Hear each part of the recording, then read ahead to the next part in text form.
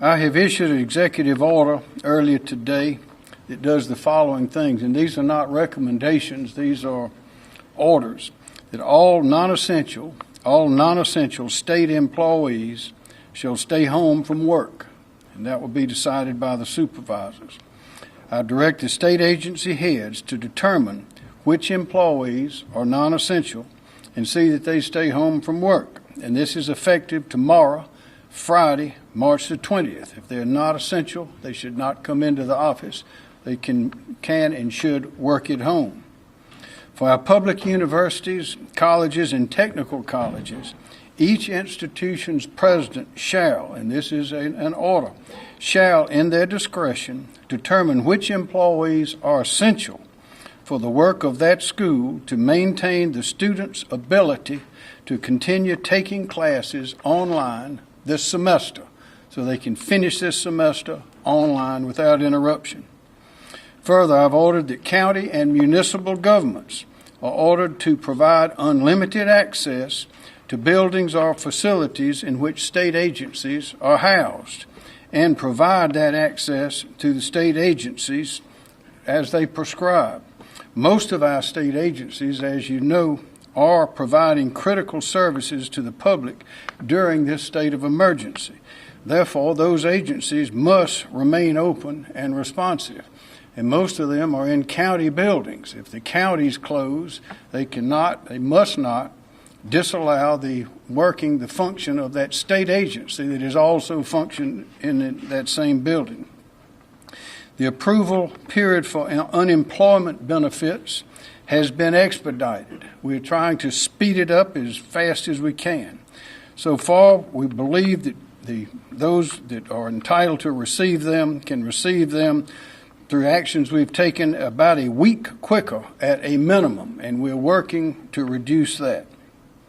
For employers, unemployment insurance benefits payments are suspended until June the 1st. Procurement regulations are temporarily suspended to allow state agencies, which must comply with those procurement regulations, are suspended to allow those state agencies to rapidly acquire the resources they need to combat the COVID-19 virus. That includes people, supplies, other things that typically take some time to receive. DHEC shall temporarily suspend the enforcement of Certificate of Need regulations. That is, temporarily suspend DHEC Certificate of Need regulations as necessary to expedite health care treatment for COVID-19. That includes patient rooms, beds, dormitories, and such things as that. As for law enforcement, SLED, the sheriff's, local law enforcement agencies are directed to vigorously enforce the laws as necessary to prevent looting, robbery, theft, acts of violence, and anything else associated with lawlessness during this time of emergency. We want the message to go out loud and clear to those who would attempt to take advantage of this situation, that lawlessness will not be tolerated. Our schools are closed, therefore the resource officers are available to work on this issue. Court closings have also provided some officers that can be present, so I want to assure the people of the state that law enforcement is on the job and on duty, is strong or stronger than before to see to it that no one is harmed. None of our people are harmed by lawless behavior by others during this period. That is the extent of the executive order, the latest that I've issued just today. Now, I'm additionally asking for some things. I'm asking for all South Carolina hospitals and overnight medical facilities to immediately restrict visitations to patients. I'll say it again. Overnight facilities, medical facilities, hospitals, immediately, right now, restrict visitation to patients with the exception of end-of-life situations. Why is that? That is because visitors going in are asking for masks and gloves and gowns and other things, and what that does is take them away from the people that need them to treat this virus. I'm also asking South Carolinians to use common sense.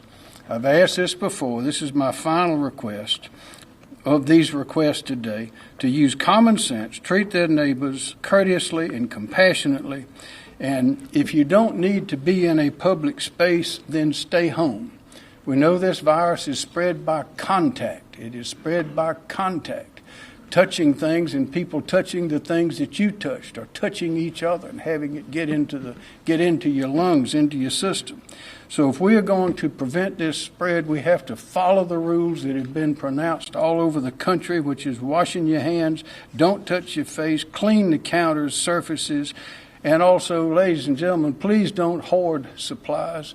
We have reports of stores running out of just that run-of-the-mill things, routine things. It's not necessary to hoard supplies. We have plenty of retailers as well as wholesalers going to see that we don't run out of these common everyday items that we need for our lives. So, and I'd also finally ask everyone to please follow the information that is given by official sources. There's a lot of misinformation going around, and it's scaring people. It's not necessary to do that. Listen to the official sources like this one. We're attempting to answer as many questions as we can. Earlier today, I was on a conference call with the Vice President and the President himself, as well as a number of the officials in Washington, and they have assured us that whatever we need, whatever all the states, I think all 50 governors were on the conference call, that the federal government is moving heaven and earth to see to it that the supplies and things that we need will be provided. And this is going to include things across the board, from unemployment to medical supplies, but we have to be calm. We need to not lose our heads. We need to be courteous to our neighbors and act like South Carolinians. We've been through these things before. We'll be going through them again. We have not seen the end of this yet, but everything that can be done is being activated and implemented as precisely and as quickly as is necessary, and we are staying ahead of it, but we need the cooperation of every single citizen. If you don't need to go out, then don't. Wash your hands. When you touch something and you touch your face, you're in danger of picking up that virus. It's so hard just to follow the simple rules, but the simple rules are the ones that are going to keep us all from getting sick. And by all means, if you're sick, stay home. Call the doctor, and we're making arrangements more and more to have the testing facilities open. We hope at no charge for everyone that needs to have that test. Dr. Bill. Thank you, Governor. Good afternoon. As of today, South Carolina has confirmed cases of COVID-19 infection in 17 counties across our state. The information about the counties that are for which cases are reported will be posted on our website. To date, DHEC has received 81 confirmed cases from our public health laboratory and private laboratories. And our public health laboratory has performed 906 tests, of which 833 have been negative. So less than 10% of the tests run are positive. DHEC will continue to provide the number of positive cases and the county of residence. As cases increase, we will prioritize identifying the close contacts who are at high risk of infection from exposure and who are most likely to have serious illness. This includes our nursing homes and assisted living facilities, as well as other vulnerable populations with unique circumstances. Our top priorities remain preventing the spread of disease and protecting the public health. This includes working to control spread and sharing measures that best protect our neighbors, our friends, and our family members. Be assured that we are working hard to take steps aimed at keeping all of our residents safe. According to the CDC, this is a historic, unprecedented outbreak, the likes of which have not been seen since the influenza pandemic of 1918. This will likely be an extended response, and we want people to be prepared for more cases to occur and to continue to listen to and to follow recommendations from public health officials. If people don't follow current recommendations for social distancing and avoiding crowds, we may see a doubling of the rate of cases similar to what we've seen in other states. We expect a dramatic increase in case counts from one day to the next, and the public should be prepared for that. This is a challenging time for most. It is taxing on members of our workforce who are trying to respond to this ongoing public health event while also maintaining critical services and infrastructure. It is taxing on our healthcare providers who are providing essential care, and it is taxing on our community as a whole, many of whom are already feeling the significant impact of this event. We must continue to do all that we can to protect our critical workforce that is working 24/7 to ensure the effectiveness of our state's infrastructure, healthcare, and disease control activities. Please be mindful that during this time, the resources are limited, and it is important that we don't unnecessarily use resources that we must all share, especially from those who need the most, like our state's most vulnerable populations. Supplies to collect samples and run tests are limited. We do not recommend that everyone who is ill get a test to see if they have COVID-19 infection. If disease activity increases significantly, we will advise people to stay home, get better, and seek medical care if symptoms are worsening. This will allow our healthcare system and other healthcare providers to give care to those who are most in need and who are seriously ill.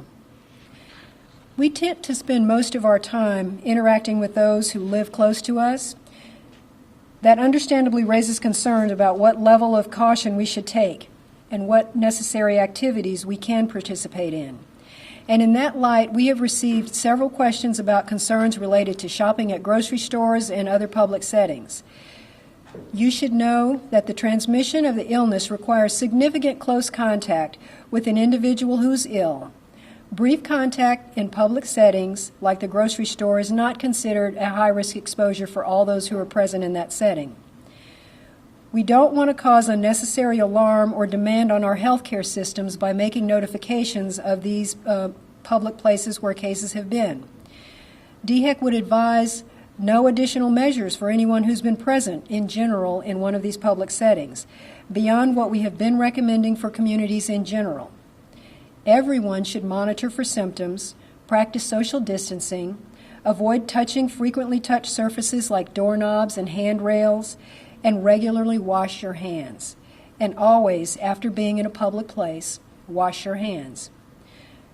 Realizing that spread is occurring, when you hear about the first cases or growing cases in your community, we encourage the public to focus on things that each of us can do to limit the spread of illness. This includes washing your hands and covering your mouth when you cough. Don't overreact as cases increase. Individuals with signs of illness must stay home and not attend public gatherings. The people who are at greatest risk are those who are older and have serious chronic medical conditions like heart disease, diabetes, or lung disease. You may be charged with helping to take care of a family member, friend, or neighbor who is at greater risk of becoming ill. So follow information provided by the CDC and by DHEC for safely providing care in the home.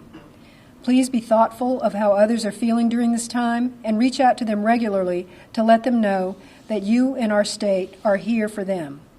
This is an emerging and rapidly evolving situation, and DHEC will provide updated information as it becomes available. We will continue to provide updates on our webpage at cdc.gov/COVID-19. Thank you. Thank you, Dr. Bell. Are there any questions? Ms. Adcox? Yeah. So starting with the testing samples, or what's needed to actually take the test, where are the supplies limited? Where are the shortages exactly? Doctor Toomey? So the question was about testing supplies. They're limited across the state. Some places have more than others.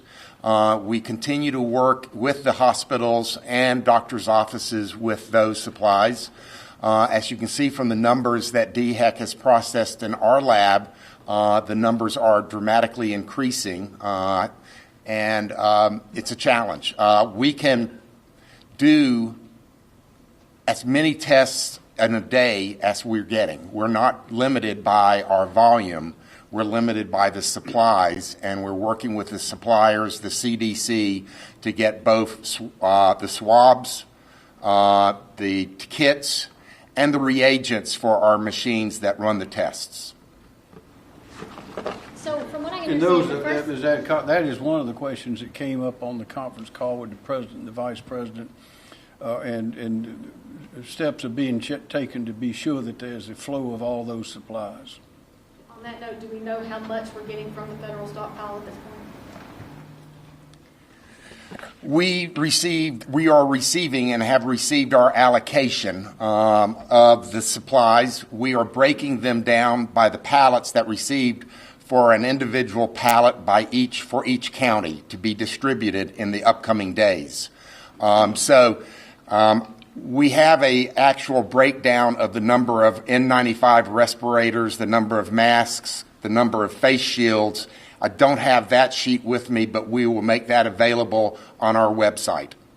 So if people already weren't getting tested before they got screened, I mean, what's the disconnect now? Why are we all of a sudden having a shortage?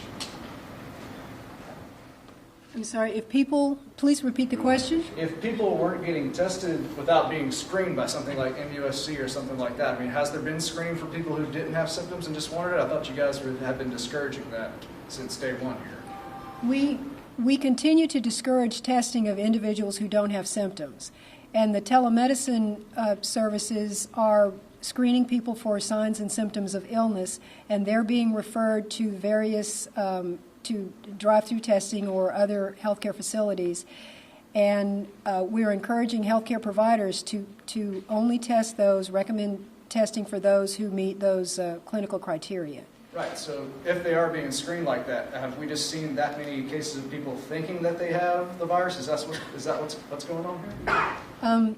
So I'm trying to understand your question, the difference between screening and testing. No. My question is, people are being screened, and when they're screened, that's when they're recommended to be tested. So if that's already happening, where people have the idea that they have the virus and need to be tested to confirm it, I'm just wondering how now all of a sudden we're starting to have a lower supply than it seemed like we had a few days ago.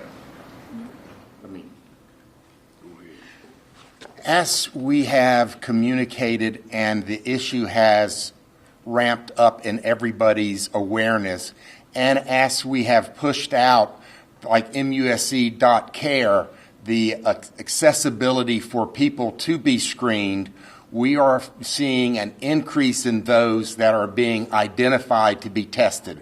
So it's logical, and as we screen more people or test more people, we'll see more tests and we'll see more positives. But the good news is that with the enhanced services access for screenings, we're screening more and they're being identified, but we're still seeing only about 10% of those that are tested being positive. But we've seen a dramatic increase in the number of tests being performed, and that's just on our lab. And now MUSC, LabCorp, and Quest Diagnostics are doing them as well.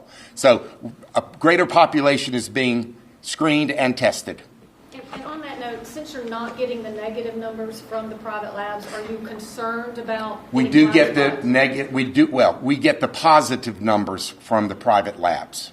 Right, but you don't get the negatives. So is there any concern that there's some blind spots in the state surveillance on that? No, getting negative results gives us an indication of the number of people being sampled.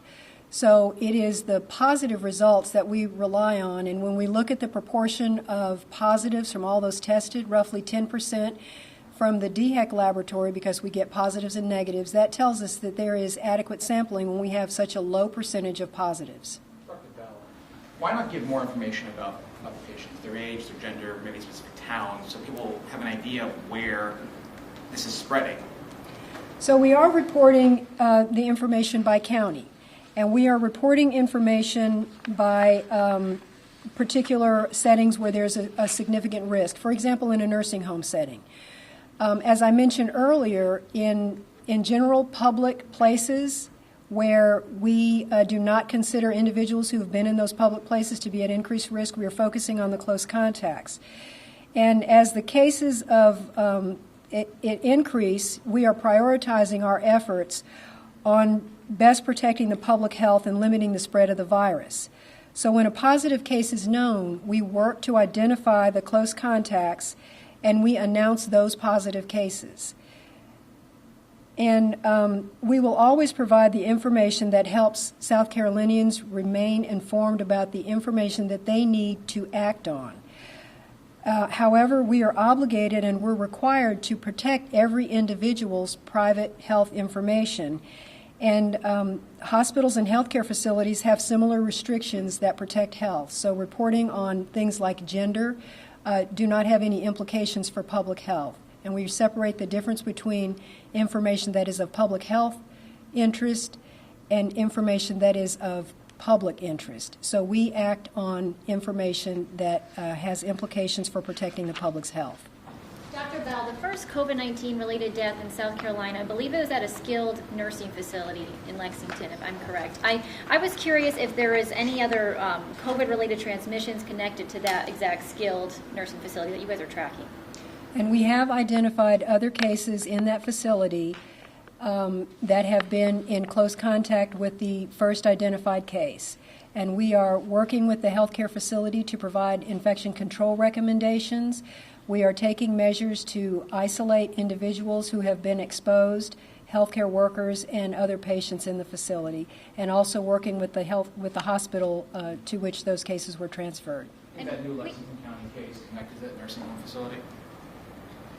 So when you say the new Lexington County case, and we are not reporting on individual information, but we are working with the healthcare facilities to do contact investigations around cases to protect those at highest risk of exposure. Governor and Superintendent, at this point, do you think that the school closures and in-dining services will be canceled beyond March 31st? I think we're looking at that very closely. Obviously, we will probably need to do that. We'll make that decision soon. There are 2 districts that have announced that they're going to move some of their professional development days for teachers and their spring vacation forward. So we have 2 districts, Charleston and Anderson 5. I've asked the other districts if they will wait so that we can make a unified announcement. I anticipate that that could come in the next few days. But as of now, it's March 31st, but we are working with our instructors, working with our superintendents daily, and making preparations for a longer time. Or all the districts now have the distribution of food? And yes, it's going. If there's good news, and we need some good news, we're very, very pleased with the way our food distribution is working. I've got pictures, I'm sure you're seeing it, of students receiving their meals. There are tens of thousands of students who are being served meals, and students who are working, parents are coming home to help their children. But I would say to parents, we understand, particularly in our healthcare workers, how difficult this is. Do the best you can. Do the best you can with your students, and don't feel that you have to put undue stress on yourself or your children to get the materials in. We're going to be very, very understanding of that, and we realize that we may be in this for the long haul. So everyone relax, and I can promise you, your educators in your school and certainly at the Department of Education, we're going to do everything we possibly can to give the flexibility to our students. One of the priorities for us will be our senior students, and making sure that they will be able to get the credit and the new learning that they need in order to be able to graduate and to take the tests that they need, not the end of the year tests, but those tests like AP, SAT. We're going to be working very closely with those companies to ensure that our high school seniors will be able to get that work. We don't have all of those details right now, but we are certainly working on that and hope to announce something next week. Well, in Kansas, as you know, is just quit for the entire rest of the school year. Yes. Is that possibility being discussed here? We've not gotten to that point yet. I think we're taking an approach of looking at it appropriately as the weeks go by, and we have not made that decision at this point, but we'll try and make the appropriate decision as we move along through this crisis. Dr. Bell, I have a follow-up question about the skilled nursing facility. How many possible cases are you tracking right now, and how large of a facility is it? Like how many, if you're able to tell us, how many people are living there? It's a very large nursing home facility. I believe it's the largest in the state, and I don't have the bed count. And the total number of individuals being tracked and isolated, I also don't have that exact figure.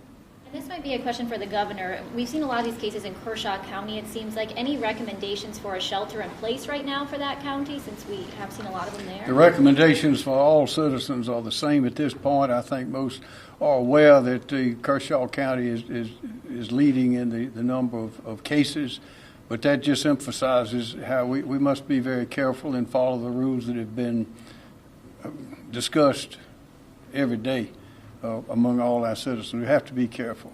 Governor, your executive order obviously affects state employees. What's your recommendation for city and county employees in terms of non-essential personnel?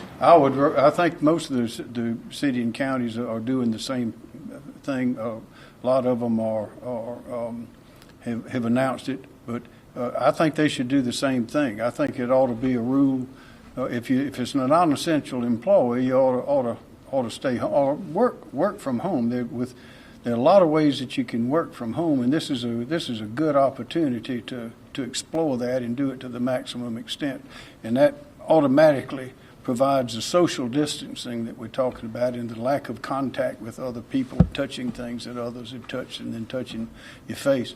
Back to an earlier question, there are certain laws that prohibit the dissemination of certain health information. It's why the DHEC is restrained in answering some of the questions that have been presented during these conferences. What are your thoughts on possibly closing our beaches and any tourist advisories? Well, they've done that I think in Daytona or some places. We're watching that carefully. Nothing is off the table. We don't want to go too far too soon, but we are intent on staying ahead of this virus. So anything that we know will work, that is necessary to get done, we're trying to do it sooner and not later. Yes, sir. Go to that gentleman. Are there any guidelines for hair salons or barber shops where you have very close contact with customers? Any guidelines for them shutting down, or how are we approaching that? I'll ask one of these from DHEC to answer that question, but I know that a lot of them, as well as doctors' offices, they're taking all the magazines out and those sorts of things that people usually touch while they're in those facilities. Dr. Bell. No specific guidelines for the types of businesses that you mentioned, hair salons and barber shops, but there are guidelines for businesses in general, and they're essentially the same, that they should practice social distancing and consider if they're providing an essential service. Dr. Bell, a Beaufort city official this morning referenced a person who had a heart attack and died who had previously tested positive for the virus. Is DHEC investigating that as a possible connection to this? I have not heard that.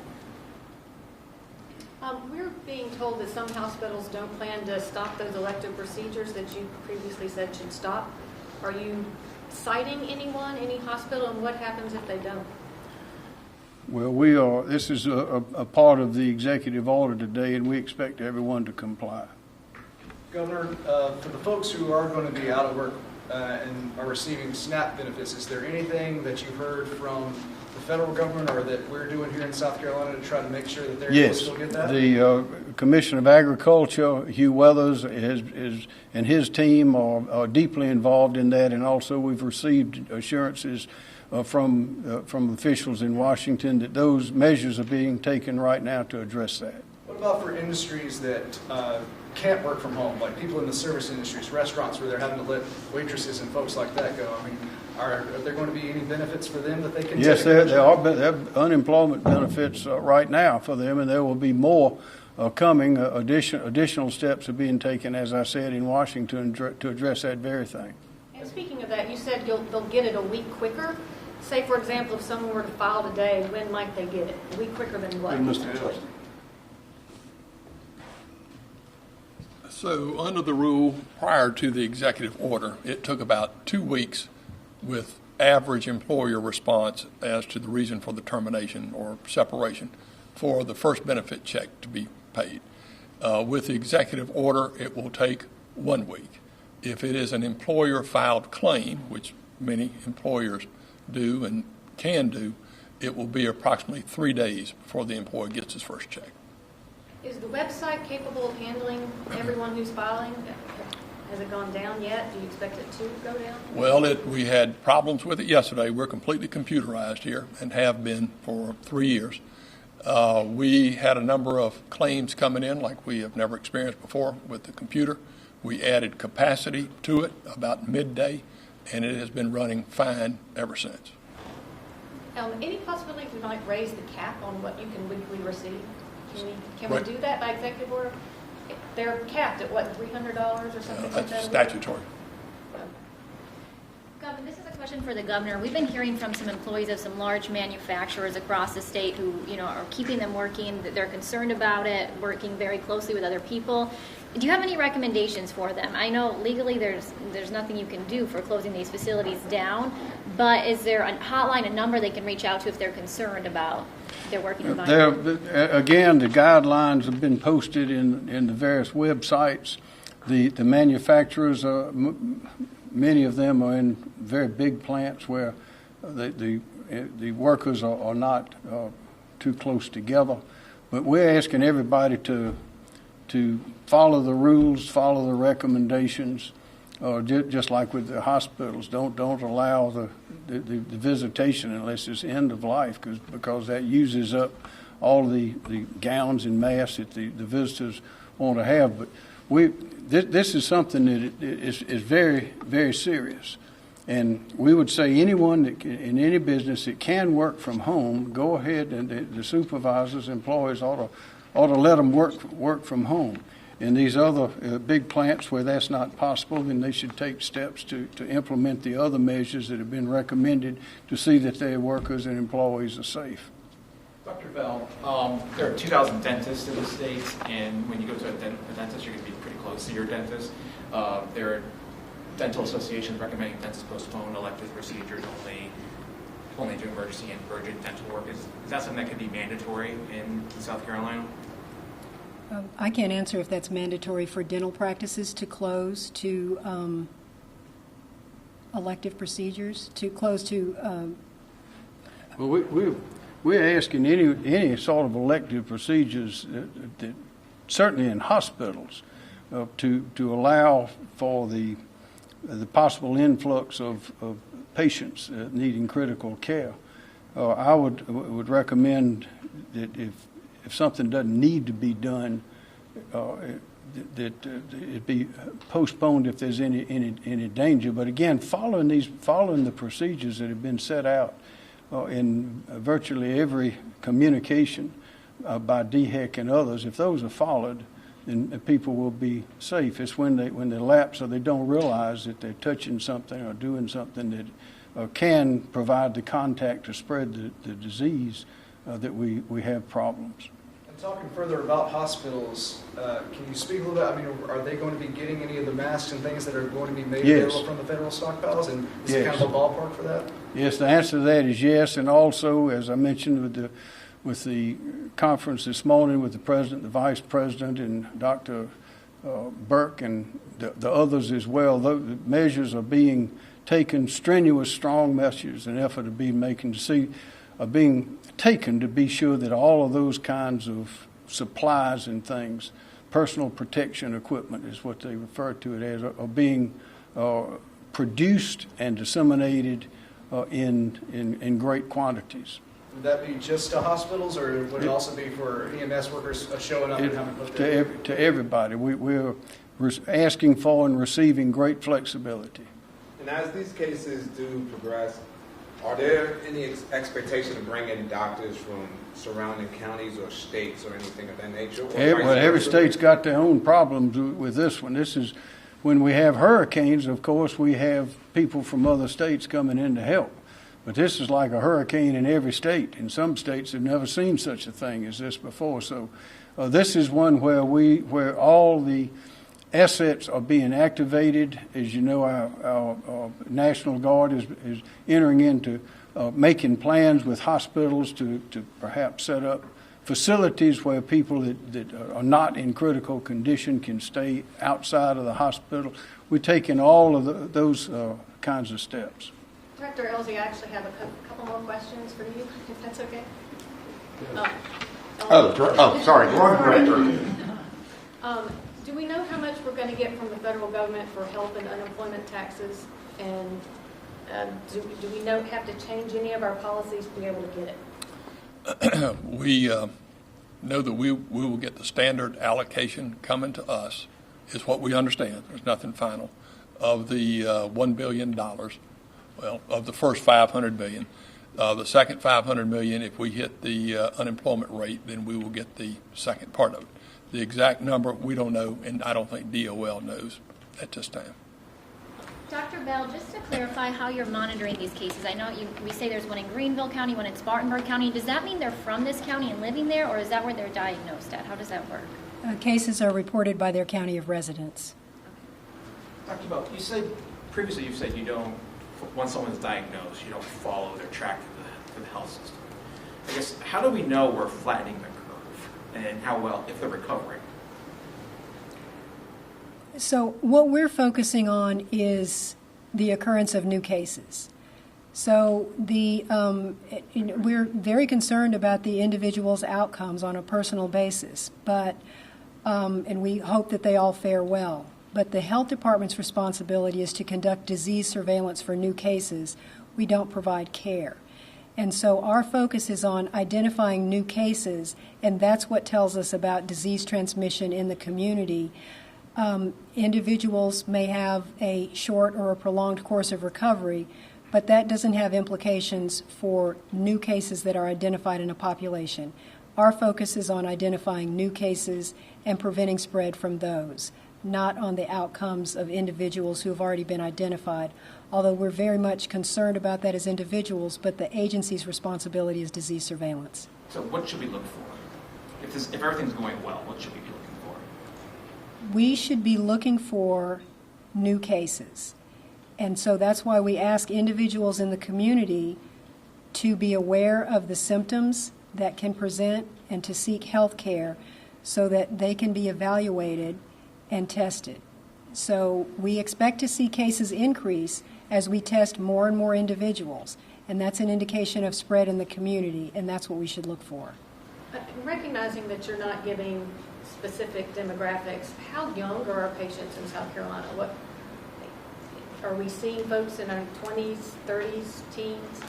So because even though we're seeing cases increase here, the number of cases is actually relatively low compared to other settings. And so it's more useful to use these larger case studies. And what we know is that actually the CDC just published a paper on this, I believe yesterday, that tells us that approximately a third of the cases are elderly individuals. 45% of hospitalizations are in individuals who are 65 years or older. The majority of deaths are in those who are in the elderly. Nationwide, there have been no reports of individuals who are 19 years of age or younger who have died or who have been admitted to an ICU. And so when we look at our South Carolina cases, because we have a relatively smaller sample size, we can expect that our rates of hospitalizations will be similar to what we're seeing in jurisdictions that have a much larger caseload, and that the profile of cases, the proportion being expectedly higher in the elderly, that's what's being seen elsewhere in the United States and also internationally. So we use that data to anticipate what to expect here and who is most at risk. Governor, the Spartanburg County Sheriff just confirmed they had a false case in Spartanburg where someone forged a doctor's note and told their place of employee they had COVID-19. I can't hear you. Say that again, please. We just confirmed with Spartanburg County Sheriff that there was a case there where someone forged a doctor's note and told his place of employee that he had COVID-19. Have you heard about this happening in other counties, and what's your reaction to that? No, I have not heard about it, but that's exactly the kind of thing that we don't want to happen. Where has the community spread? Beg your pardon? Where have you seen the community spread? You want to talk or do you want? Where have we seen community spread? We are seeing spread primarily in Kershaw County. It's approximately 50% of the cases in South Carolina are in Kershaw County. And then we've also seen transmission in the nursing home facility that was in Lexington that was mentioned earlier. Dr. Bell, the president mentioned today that the FDA approved an anti-malaria drug to test as a coronavirus treatment. Have you heard anything about this, or? There are studies being conducted of certain drugs that are potentially effective against this virus. Any specific mention of this malaria drug, I'm not familiar with that. Governor, just to clarify, Sure. are all universities moving forward online for the rest of the semester? Yes. So, That's what we are asking them to do and requiring them to determine which employees can work at distance, work at home, and to use their discretion in having those do that and work from home. Private colleges? Beg your pardon? Public and private? My authority at this point is on the public colleges, but we presume that the lessons and the ideas will be adopted by others as well. And to clarify, or to add to a previous a point made, by removing the regulations, a number of the regulations that we have in the state, and allowing for the collaboration and cooperation among the different agencies in ways that aren't usually done for this period of time, we are bringing the full strength, even an accelerated strength of the talent that we have in the state, and we have plenty of it onto this crisis. Governor, we just got an interesting question. You're restricting visitation in hospitals. Does that apply to a woman that might be giving birth and their family or husband being there, being present for the childbirth? There can be exceptions, but those can be addressed. But as the rule, the order is, unless it's end of life, we don't want visitors. Don't want people visiting that may want to use because it may help, it may contribute to the spread, but also it could use up the time and talent as well as the supplies of those hospitals. Governor, are there current talks on a national level to ensure that the patients receive low-cost or free treatments? Say that again, please. Are there current talks to ensure that the patients receive a low-cost or free treatment for the COVID-19? As far as the testing is concerned, that has been discussed and decided. The insurance companies in this state, as well as the federal authorities, are providing funds and exceptions and allowances to see that the tests are being free of charge to those that are taking the test. And then you have the questions of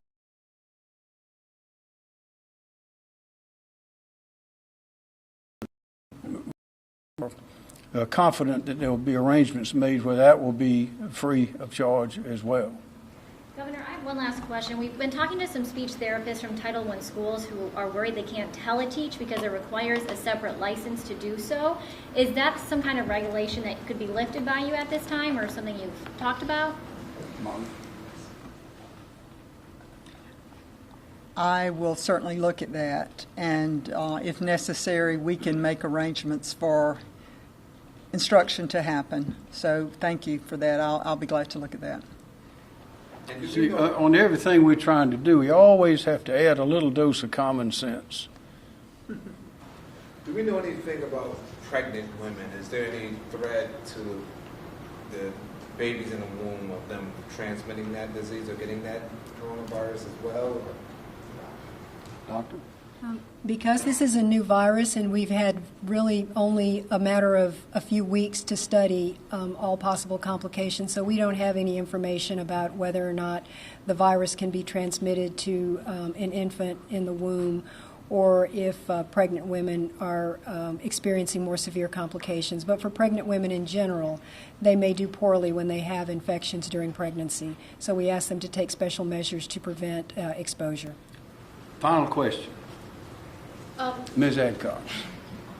Can you explain again exactly what you want public and private or public colleges to do? Apparently USC announced as your press conference started, that they were going online? Yes.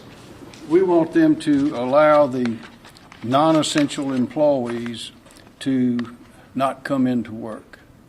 And we also, and we want them, of course, what they're making plans to do distance learning, e-learning, so that they will be able to continue the classes online so that all the students will be able to graduate. We'll get the courses, the course credits that they need. Governor, I just have one last question. For those that may be having some difficulty with mortgages, are there any relief for them as well, or what's the plan for those individuals? A lot of that would involve federal regulations. I'm not familiar with. I know that subject has been discussed, but I don't know what decisions have been made about that. Okay. Thank you very much, and we will do our best to keep you informed.